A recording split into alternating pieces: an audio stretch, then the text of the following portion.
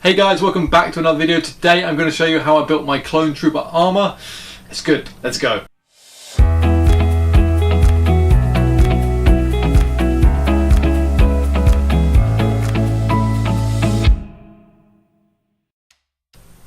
Now I've had this Clone Trooper armor for a few years. It's probably about 3 years ago I received the kit for this armor. In terms of getting the Clone Trooper armor, I advise joining groups on Facebook. There's the Worldwide Clone Troopers Unite.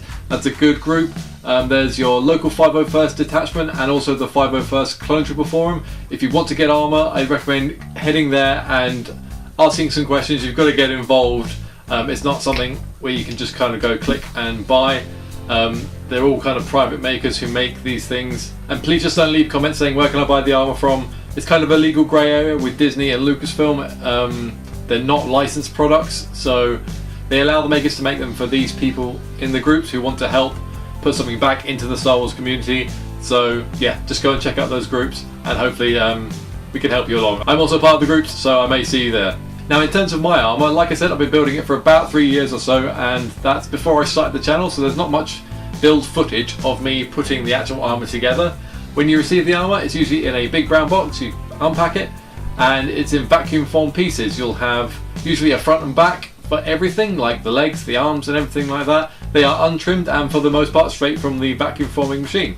To begin with, you have to start trimming everything up. For this I use my Dremel. You can cut away the bulk of the material with some snips as long as you don't start cracking it, and then tidy everything with the Dremel. The thing that's different with the Clone Trooper armor compared to Stormtrooper armor is that you have to make the Clone Trooper armor seamless. Because they made Stormtrooper armor for the movies, it's got a kind of logic to it, and they've hidden seams behind strips and things like that where the whole thing's put together.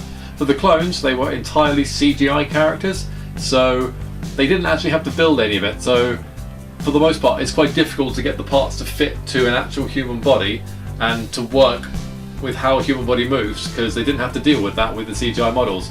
This is kind of apparent when you get to sort of elbows and knees and just how everything moves together. But you have to start fitting it to your body.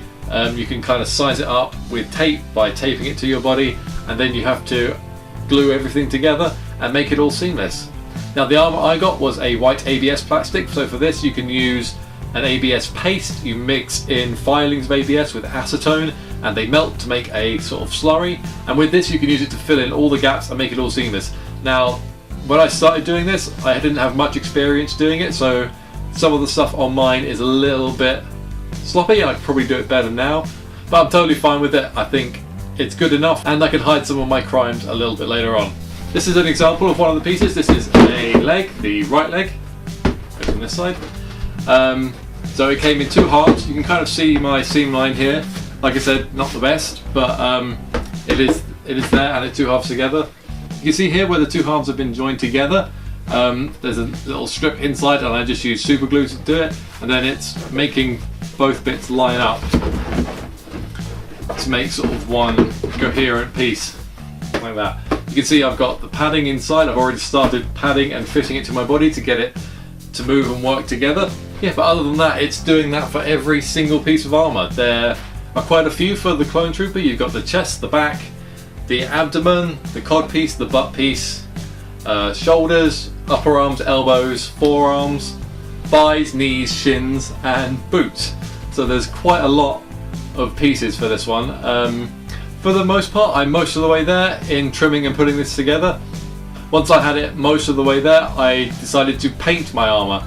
Now, with Stormtroopers, they tend not to do that. They tend to trim up and then just polish up the armor to its natural white finish that the ABS plastic has.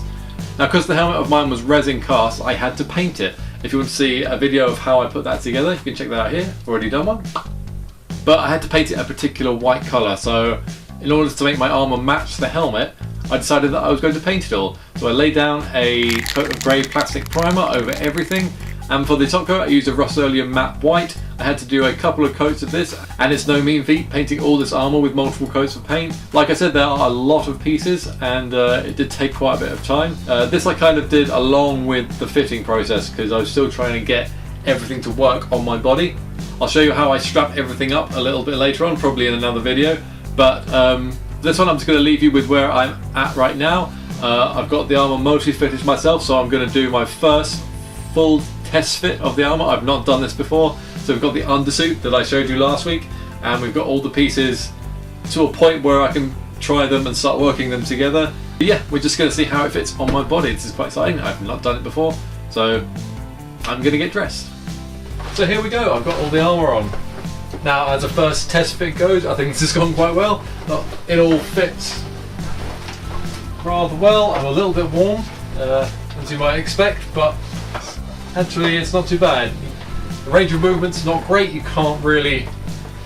You can walk around, but you can't really bend down or do anything like that. The few bits I still have to do, I've not padded the elbows. There's a few bits I've got to tidy up. But yeah, other than that, this is looking really good. A few things slipping about here and there. I just need to adjust how it all sits on me. But yeah,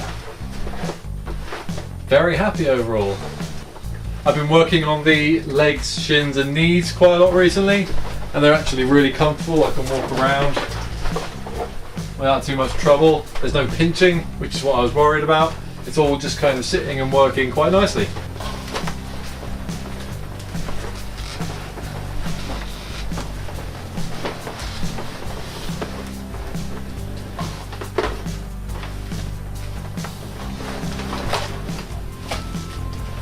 So that's it, guys. All we've got to do now is finish up the strapping and painting the garrison colours and weathering. This is my absolute favourite part. I've been looking forward to painting all this orange colours on to give it the 212th garrison colours. Look forward to that in an upcoming video. I hope you enjoyed this one.